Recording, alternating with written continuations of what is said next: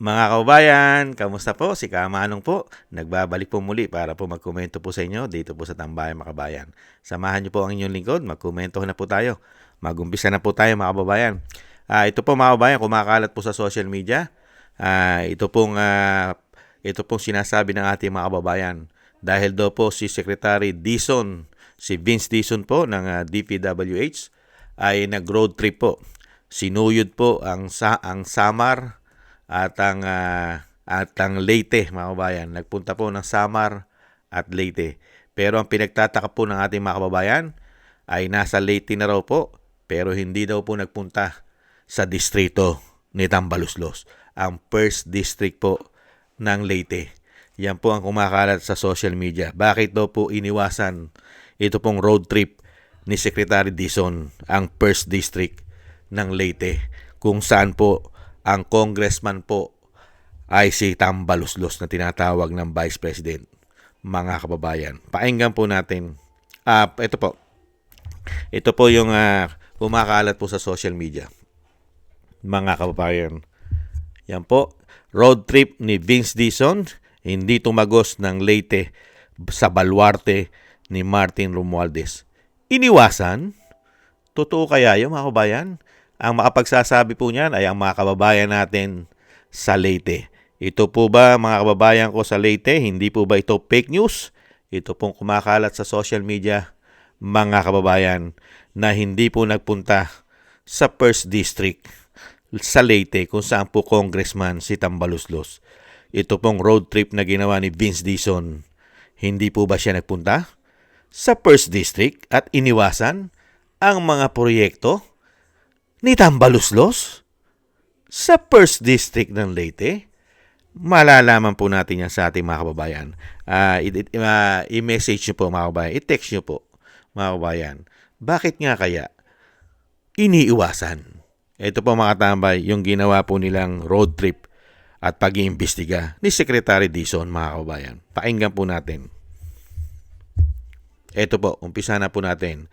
Yung pagpunta po sa Samar at Leyte, pero iniwasan ang first district.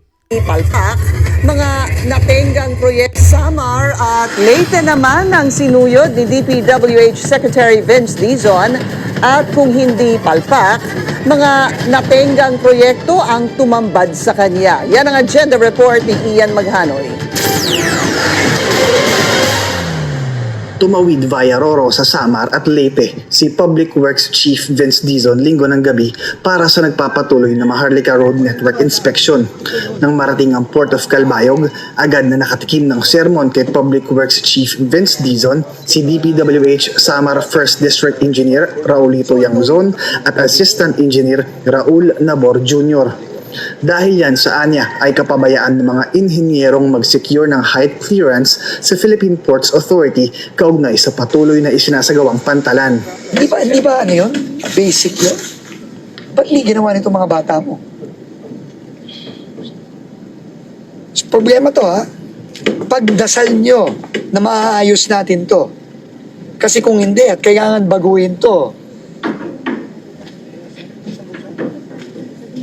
pasensyahan tayo dito. 2025 nang simulan ang konstruksyon ng 500 meters na taas ng pantalan sa tabi ng dagat. Giit ni Dizon, kinakailangan ng mas mataas na height ng dock. Nakadagdag din sa init ng ulo ng kalihim ang 2019 pang delayed construction ng katabing Calbayog Diversion Coastal Road.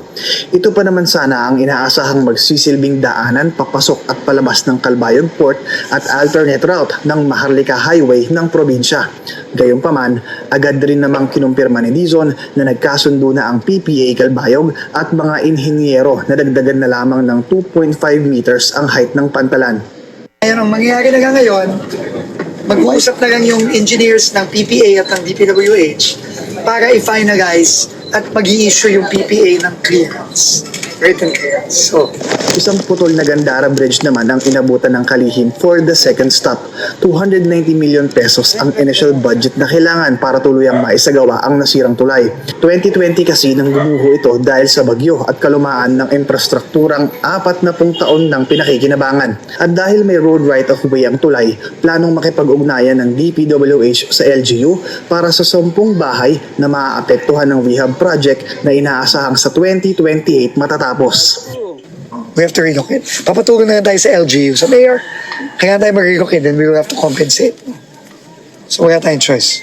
Ang steel bridge naman ng Barangay Pulangi sa Calbiga, Samar ay planong isailalim din sa rehabilitasyon. Umuuga na kasi ito tuwing dumadaan ang mabibigat na sasakyan. Sa ngayon, nakikipag-ugnayan na ang DPWH sa construction giant na Ace Builders na siya rin katuwang ng Department of Transportation sa konstruksyon ng foreign assisted project na Metro Manila Subway Project. They have expressed interest to help out in the major projects, the priorities of the president, the highest priority of which is Daang Maharlika. So, magandang sign ito. Ayon pa kay Dizon, ang Ace Builders ay madalas ring tapikin ng SM at Ayala Malls for construction. Para sa agenda. Pamatambay. Yan po mga bayan, nagpunta po ng Samar at Leyte. Totoo po ba ito mga kababayan ko sa 1st District ng Leyte? Kung saan po ang congressman ang tinatawag na tambaluslos ng Vice President. Hindi po ba nagpunta dyan sa kanyang road trip ang kalihim po ng DPWH? Iniwasan daw po na napuntahan at imbestigahan ang mga proyekto ng congressman na tinatawag na tambaluslos sa distrito po ng 1st District. Ang representative po na si Congressman Tambaluslos. Yan po ang tawag ng Vice President. Unbelievable, mga kababayan. Pinoprotektahan po kaya? Nagtatanong lang si Kamanong, masyado kayang pinoprotektahan? Napakatagal na po. Ito pong issue ng mga representative sa mga distrito po ng mga congressman. Ang napakarami po mga kabayan na proyekto daw po nila. Kaya nga po sila nagkaroon ng mga napakalalaking insertion, mga allocable na billion-billion. Katulad po ng tinatawag na tambaluslos na meron pong hinawakan mga kabayan na hindi bababa sa 19 billion mga kabayan. Ayon po yan sa Cabral Files. Yan po ay nalaman na po natin at nakita po natin yan, mga kabayan, sa mga nakaraan nating vlog. At yan po ay pinalabas po ng isang batang congressman na si Leandro de Viste ng Batangas. Hindi po ba? 19 billion mahigit na hindi man lang daw po pinuntahan ayon sa ating mga kababayan na nag-post dahil nag-road trip po ang sekretary ng DPWH. Hindi man lang daw po ininspeksyon ang mga proyekto ni Tambaluslos sa 1st District ng Leyte. Bakit kaya? Iwas na iwas kaya, mga kababayan? Lalong-lalo po, hindi lang naman po Leyte o hindi lang naman po 1st District ng Leyte ang iniiwasan yata ni DPWH Secretary Vince Dizon, mga kababayan. Pati yata ang Ilocos Norte, kung saan po sa distrito rin po yata ni Sandro Marcos na nakakuha rin daw po ng napakarami insertion at allocable na hindi bababa sa 50 billion umano. 50 billion, mga kababayan. Grabe, no? Ibang klase po. Ibang klase. Nakapagtataka, no? Kung ito po ay may katotohanan, nasa Leyte ka na, nagpunta ka na ng Samar, nagpunta ka na ng Leyte, hindi ka pa napunta ng 1st District. At napakarami daw po kasi dong flood control din na mga sira daw po. At may mga ghost project pa yata, mga kababayan. Ibang klase po. Ganyan po talaga eh. Ganyan po talaga sa binagoong ang Pilipinas. Kailangan po may pinoproteksyonan o mano. Iba po kasi yung may tinititigan at may pinoproteksyonan. Hindi kaya tititigan mo lang ng tititigan yung kalaban mo sa politika. Lalong-lalo kung yan ang utos. Kung yan ang utos sa taas umano. Mga kabayan. At syempre po, puproteksyonan mo naman yung mga kaalyado ng administrasyon. Doon ka lang nakapokus at nakatitig. Umano, mga kababayan, hindi kaya sa mga kalaban. Ganyan po ang sistema ng ating bansa sa panahon po ngayon. Dahil nga po, nung makabalik po sila mga kababayan, ibang klase po ang ginawa sa ating bansa. Dinala po tayo sa kahirapan, baon sa utang, nangungutang pa tayo para ipambayad lang sa utang dahil nga po sa talamak at laganap na korupsyong ginawa nila umano.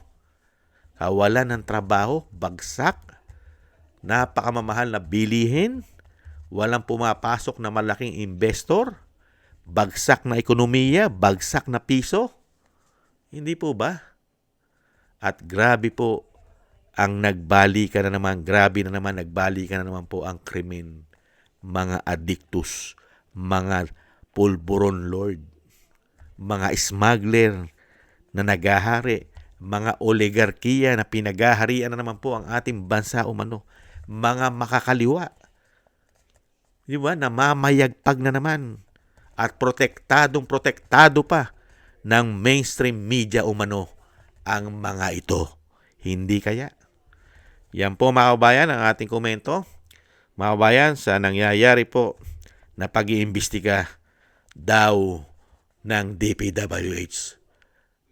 Nagpunta na ng Leyte, hindi pa nagpunta sa 1st District. I-message nyo po mga kababayan natin sa Leyte, sa 1st District.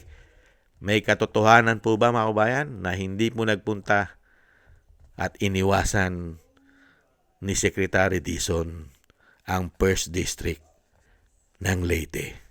Maraming salamat po sa inyo mga kababayan. Thank you po mga kababayan sa mga nagusto po na ating tambayang mga kababayan sa YouTube at TikTok at ganun din po sa ating mga subscribers. Maraming salamat po sa inyo at sa mga nagbibigay po ng komento po ninyo. Like, share, and subscribe. Mabuhay po kayo. Thank you po sa inyo mga kababayan. At syempre po maraming salamat din po at shoutout po sa nagbibigay po ng tulong.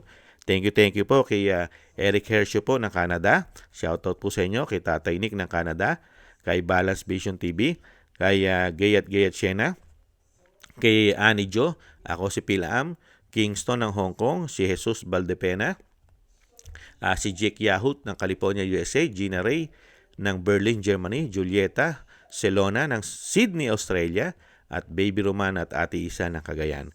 Thank you po sa inyo mga kabayan. Ingat po kayo palagi, lalo po sa inyo po mga paggawa. At syempre po, yung dalangin po natin mga kabayan, tuloy-tuloy na po tayo, manalangin na isama po natin ang ating buong sambahanan sa panalangin at ang pamilya Duterte, ang ating Vice President, ganun din po ang dating Pangulong Duterte, na tayong lahat po ay maingatan at mailayo sa kapahamakan at madugtungan pa po ang buhay at kalakasan ng dating Pangulong Duterte at makabalik na po siya sa ating bansa. Maraming salamat po sa mga dasal mga kabayan at ingat po kayo at God bless po sa inyong lahat. Taste lang po tayo. Bye-bye!